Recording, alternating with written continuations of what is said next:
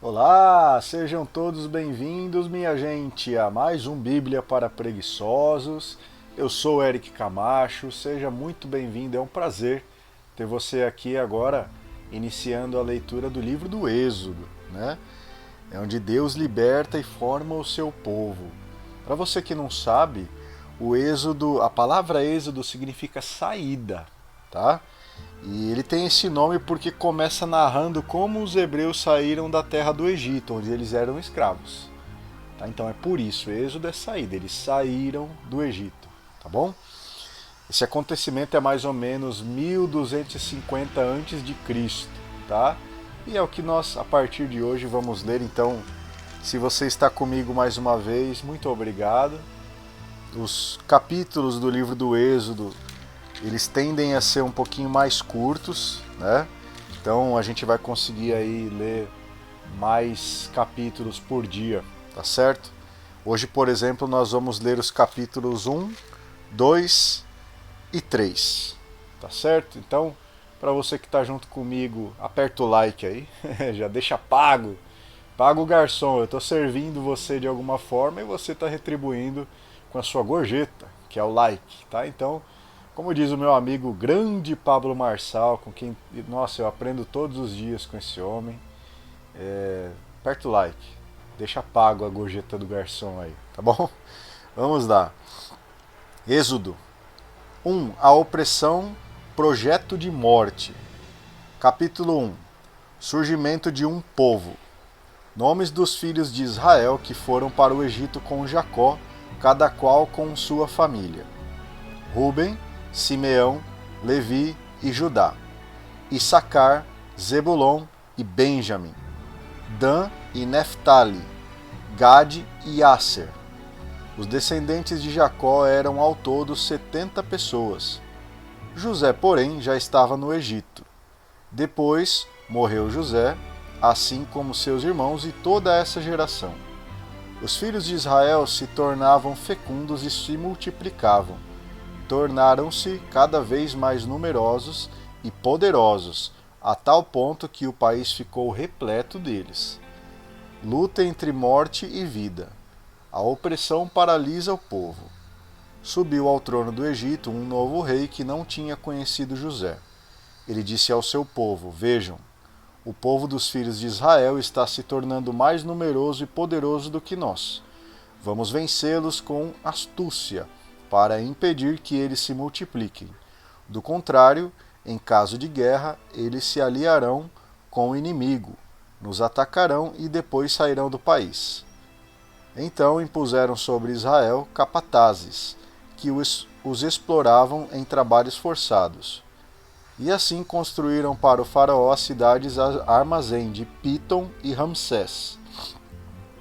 Contudo, quanto mais oprimiam o povo, mais ele crescia e se multiplicava. Os filhos de Israel começaram a se tornar um pesadelo para os egípcios. Por isso, os egípcios impuseram sobre eles trabalhos duros e lhes amargaram a vida com dura escravidão.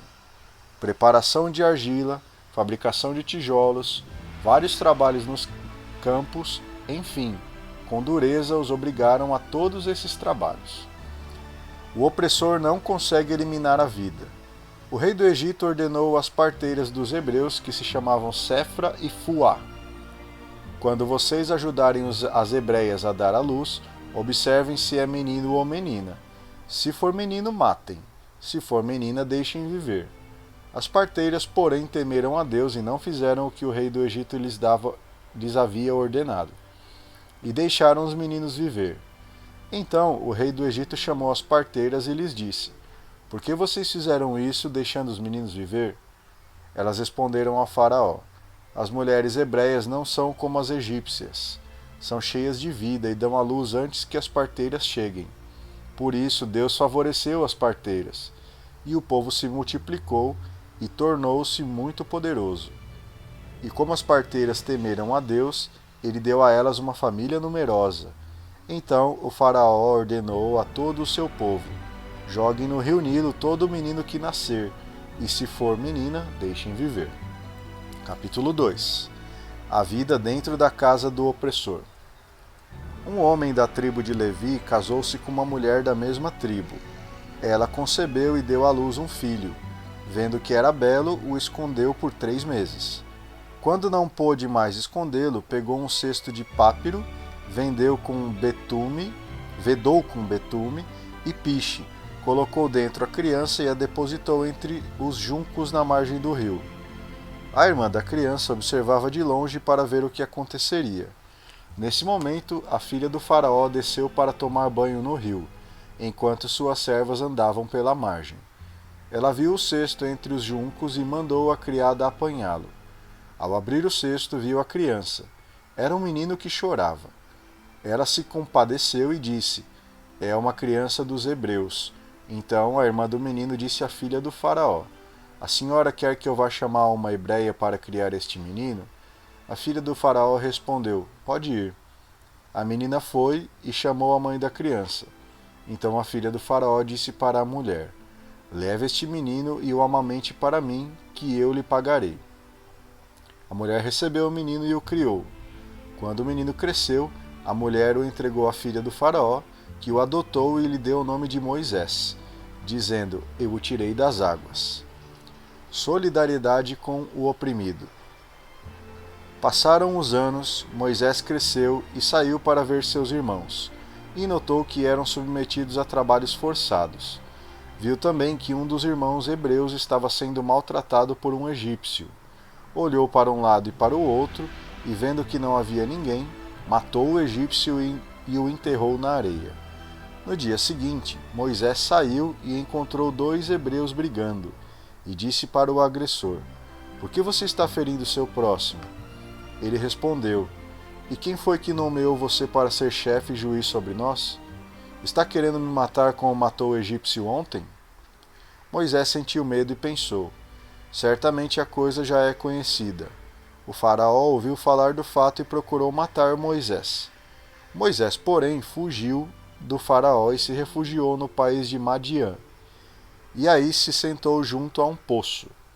O sacerdote de Madiã tinha 7 filhas.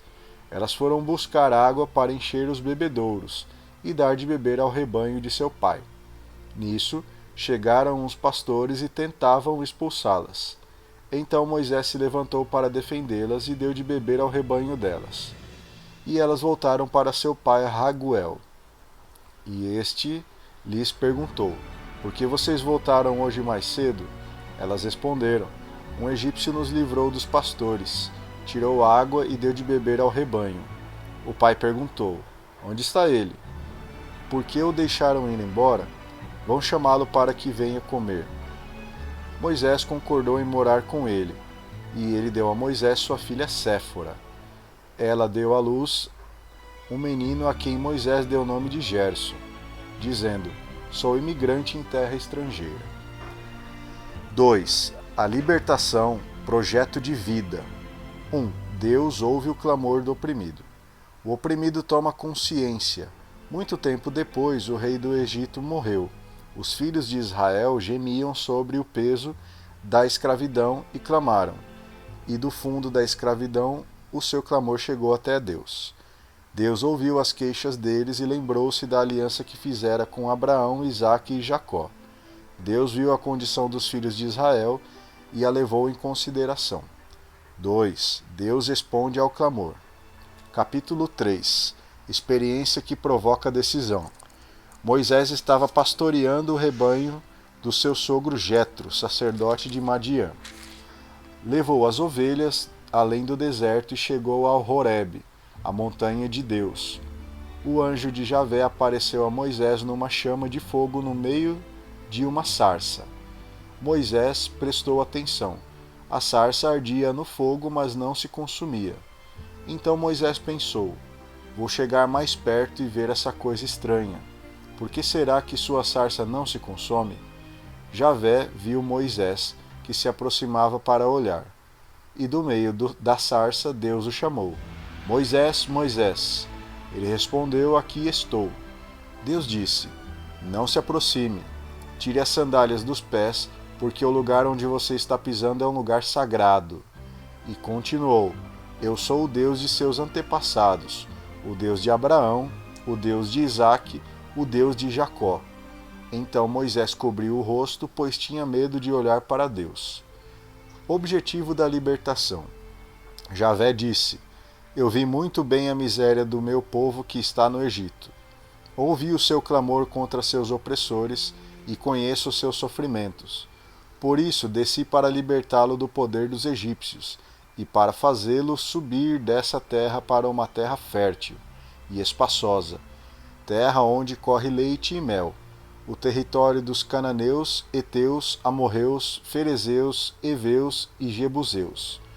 O clamor dos filhos de Israel chegou até mim, e eu estou vendo a opressão com que os egípcios os atormentam. Por isso, vá. Eu envio você ao faraó para tirar do Egito o meu povo, os filhos de Israel. O nome de Deus. Então Moisés disse a Deus: Quem sou eu para ir até o faraó e tirar os filhos de Israel do Egito?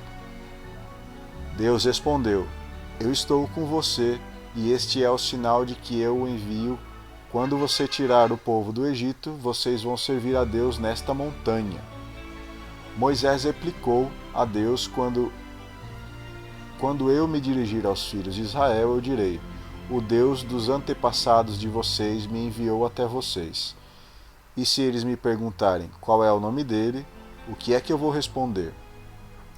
Deus disse a Moisés: Eu sou aquele que sou. E continuou: Você falará assim aos filhos de Israel: Eu sou, me enviou até vocês.